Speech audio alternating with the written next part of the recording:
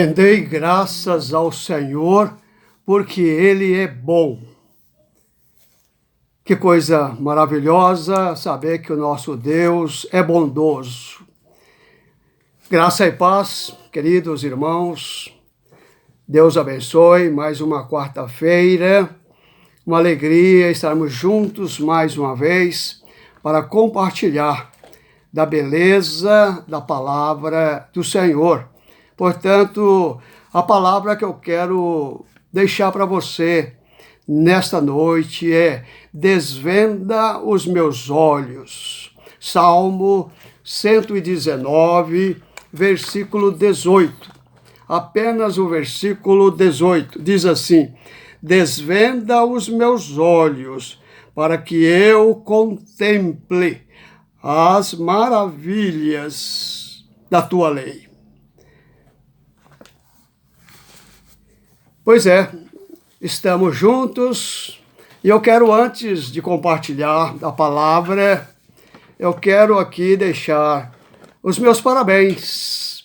Os meus parabéns para a jovem Raquel, 25 anos.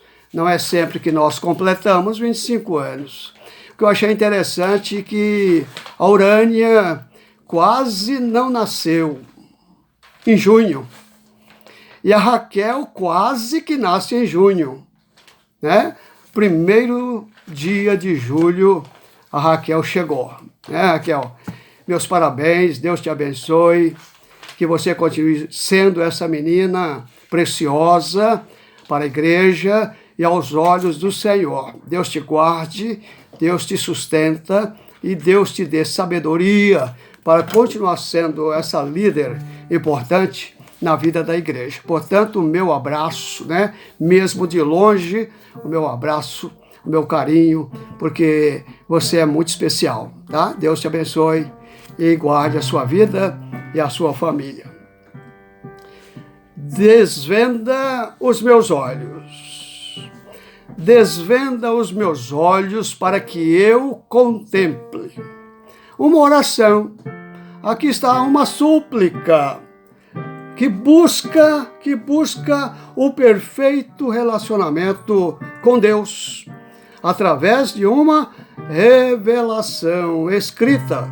Então veja, uma oração, uma súplica que me fala de uma busca perfeita, de uma relação perfeita com Deus através da sua revelação escrita. Alguns anos atrás, no Nordeste, era uma seca terrível e as pessoas não estavam aguentando mais permanecer. Muitas pessoas estavam vindo embora para São Paulo, largando o Nordeste para lá, porque não aguentava mais a seca, a falta da chuva. E aí então certa igreja resolveu clamar ao Senhor, buscar a Deus. Então eles combinaram: vamos clamar, vamos pedir a Deus para que Deus mande chuva para nós. E aí combinaram amanhã para começar naquele dia bem cedo, ainda escuro. Eles então, um grupo de irmãos, foram para a igreja orar ao Senhor, clamando, pedindo chuva, para que Deus mandasse chuva. Uma garotinha foi com guarda-chuva. Ela levou o guarda-chuva na sua mão. Ali então o irmão perguntou: uma seca desta, uma seca terrível desta, você está levando o guarda-chuva? Ela respondeu: nós não estamos indo para a igreja para pedir a Deus que mande chuva. O irmão não acha que Deus vai nos atender? E que vai chover realmente? O irmão não acredita nisso? É impossível sem fé agradar a Deus. Por isso, queridos, os olhos é um dos órgãos mais importantes do nosso corpo. São eles que nos levam a ver, a contemplar as maravilhas que Jesus fez. Jesus o chamou, os nossos olhos acende a candeia do corpo. Isso é Ele que ilumina o nosso corpo. Se os teus olhos forem bons, todo o teu corpo será luminoso. Por isso, quando Jesus perguntou para o cego Bartimeu: que queres que eu te faça? E ele imediatamente respondeu: que eu veja. A beleza de ver, que eu veja, Senhor. E o salmista aqui está pedindo a Deus: abra os meus olhos. Senhor, abra os meus olhos para que eu veja. Portanto, a primeira lição que eu quero destacar: desvenda os meus olhos. O salmista está suplicando que o Senhor tire a venda dos seus olhos. Isso é, me faça ver, Senhor, as maravilhas. As maravilhas. Abre, Senhor, os olhos. Abre os meus olhos. Mas abrir os olhos não é algo natural? Não é automático? Fisicamente, sim. Mas o salmista está falando em linguagem espiritual. Abre os meus olhos, os olhos do Espírito. Me faça ver, Senhor. Abre os olhos espirituais. É obra de Deus, é ação de Deus, é ação do Espírito de Deus abrir os nossos olhos para ver as causas de Deus, porque ninguém as conhece senão pelo Espírito de Deus. Por isso, só quando o Senhor abrir os nossos olhos espirituais é que nós podemos ver as maravilhas da lei do Senhor. É Ele que, pelo seu Espírito, abre o nosso entendimento. Então, os olhos aqui são os nossos entendimentos, o nosso entendimento para entender, para compreender a grandeza do poder de Deus. Por isso, o apóstolo Paulo também, ele diz assim: Senhor, abre os olhos de Lídia.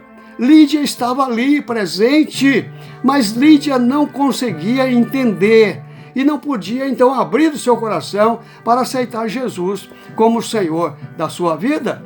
Por isso então o apóstolo Paulo pede: Senhor, abre os olhos de Lídia para que ela possa ver, contemplar as maravilhas da tua lei.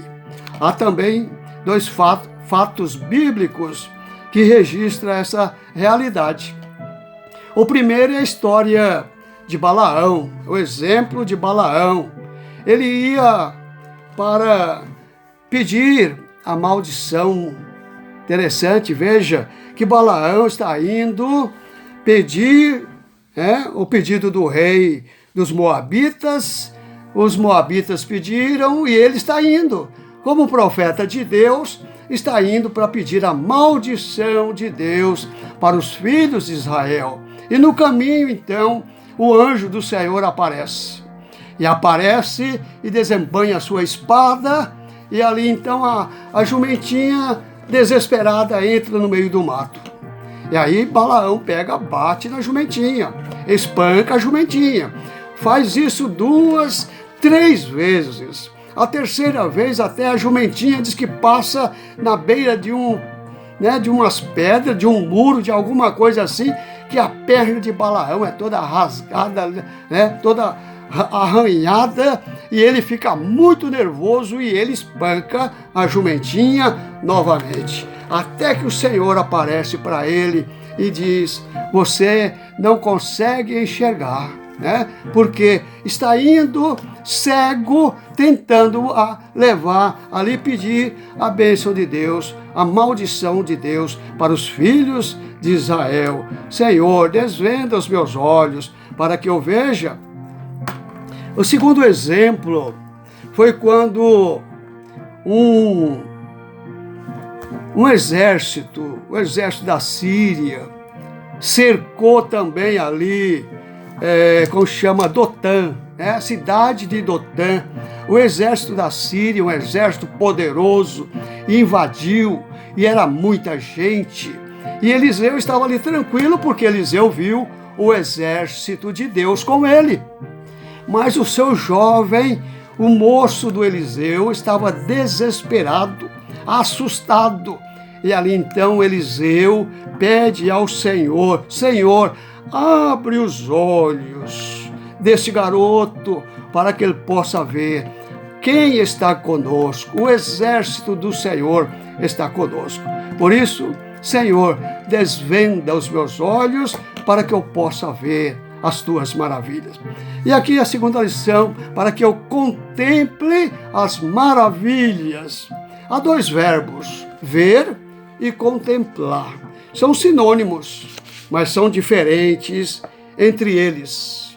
Porque ver significa uma ação rápida. Né? Você viu?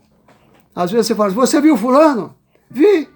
Mas contemplar significa uma ação participativa. É você ver e você participar de uma ação, essa ação duradoura. Então, contemplar. Por isso o salmista está pedindo: Senhor, abre os meus olhos para que eu contemple as maravilhas. Eu vi o pôr do sol. Eu contemplei o pôr do sol. Eu quero, Senhor, participar das tuas maravilhas, dos teus prodígios, grandes feitos, a ação de Deus no mundo. Ah, como é bom se nós pudéssemos ver a grandeza do amor de Deus, a ação de Deus no mundo. Moisés, quando foi enviado ao Egito, Deus disse assim para Moisés: atenta bem para as maravilhas que porei nas tuas mãos. E quantas maravilhas Deus colocou nas mãos de Moisés. Veja, o mar foi aberto, a água sai da rocha, Deus manda comida, Deus transforma a água amarga em água doce.